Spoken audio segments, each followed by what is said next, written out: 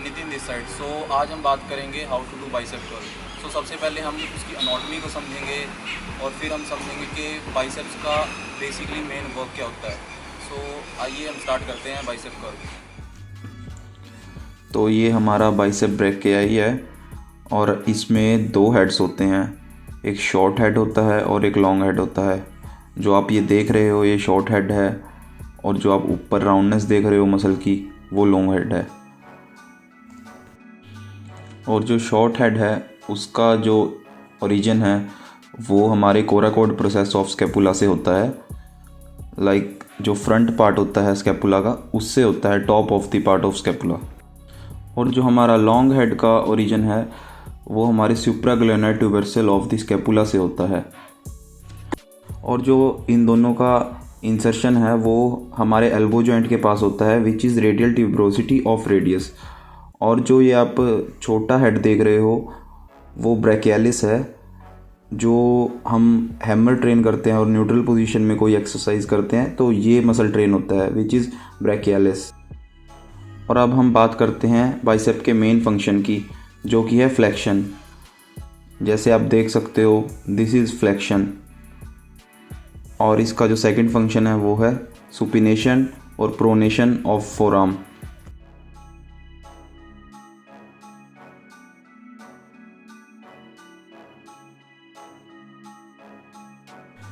और जो first mistake लोग करते हैं वाइल डूइंग बाइसेप कर्ल, वो क्या करते हैं, वो लिफ्ट करते हुए अपनी एल्बो फ्लेक्शन ज़्यादा कर लेते हैं। उससे क्या होता है उनके एंटीरियर डेल्ट्स भी इन्वॉल्व होते हैं और वो जो उनकी रिस्ट है उसको न्यूट्रल नहीं करते हैं, तो उससे क्या होता है उनके फोरआर्म पे ज़्यादा प्रेशर पड़ता है। और वो डंबल को बिल्कुल ग्रेविटी के साथ साथ ही ले आते हैं, बल्कि हमें उसे ग्रेविटी के अगेंस्ट लेके आना होता है, कंट्रोल्ड रेप्स जिसे हम बोलते हैं। तो हमें डंबल को कंट्रोल करके नीचे को लेके आना होता है, जिससे कि हमारा मसल ब्रेकडाउन ज़्यादा होगा।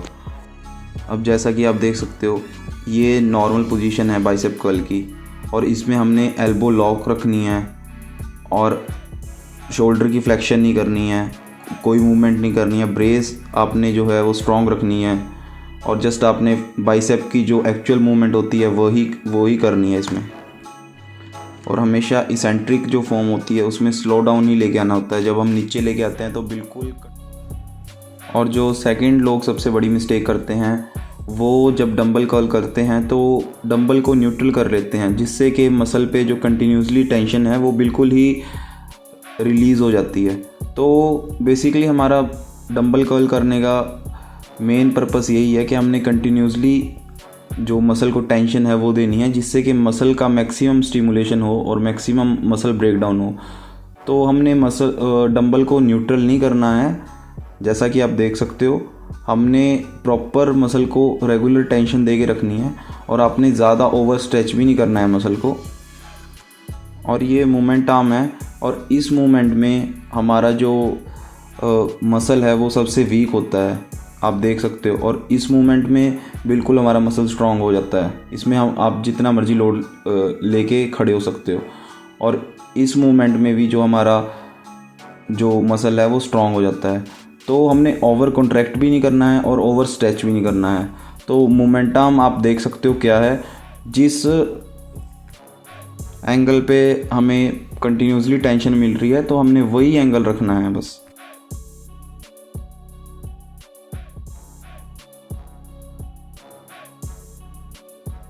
थर्ड लोग सबसे बड़ी मिस्टेक क्या करते हैं, उनका प्रॉपर लाइन ऑफ एंगल नहीं होता है। वो किसी अपने बड़े एथलीट को देख के या बॉडी बिल्डर को देख के अगर जैसे वो हैवी लिफ्ट करते हैं तो वो भी सेम ही लिफ्ट करते हैं और उनका बिल्कुल लाइन ऑफ एंगल गलत होता है। तो हमने ये चीज़ किसी की कॉपी नहीं करनी है, वेट आपने अपने अकॉर्डिंग ही लिफ्ट करना है।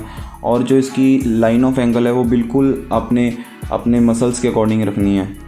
जैसा कि आप देख सकते हो शोल्डर, एल्बो जॉइंट एंड आपका रिस्ट तीनों एक ही लाइन ऑफ एंगल में होंगे, एक ही लाइन में होंगे।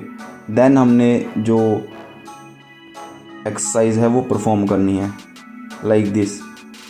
जब तीनों एक ही लाइन ऑफ एंगल में होंगे तो काफ़ी ज़्यादा चांसेस हैं कि हमारे मसल ब्रेकडाउन के, मसल स्टिमुलेशन के, और आप इसमें आप कम लोड से भी ज़्यादा मैक्सिमम मसल को टेंशन दे सकते हो।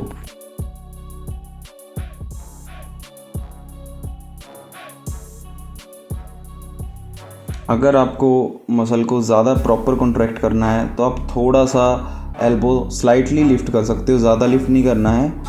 10% एंगल पे आप जो एल्बो है वो थोड़ा सा लिफ्ट कर सकते हो, बट मेक श्योर आपके जो डेल्ट्स हैं, एंटीरियर डेल्ट्स हैं, वो इन्वॉल्व ना हो। सो अब हम बात करते हैं बारबल कर्ल्स की। सो बारबल कर्ल्स में भी लोग सेम मिस्टेक क्या करते हैं, वो ओवर कॉन्ट्रैक्ट करते हैं मसल को, और हैवी लिफ्टिंग के चक्कर में वो ज़्यादा वेट लिफ्ट करने के चक्कर में फॉर्म को बिल्कुल फॉर्म पे ध्यान नहीं देते हैं, जिससे कि उनके शोल्डर जॉइंट्स में इंजरी हो सकती है और उनके फोरआर्म ओवर ट्रेन हो सकते हैं। और जैसा कि मैं बता रहा था कि बाइसेप का काम है फ्लेक्शन करना, तो डेफिनेटली अगर हमारा हैवी वेट होगा तो शोल्डर ट्राई करेगा लिफ्ट करने का।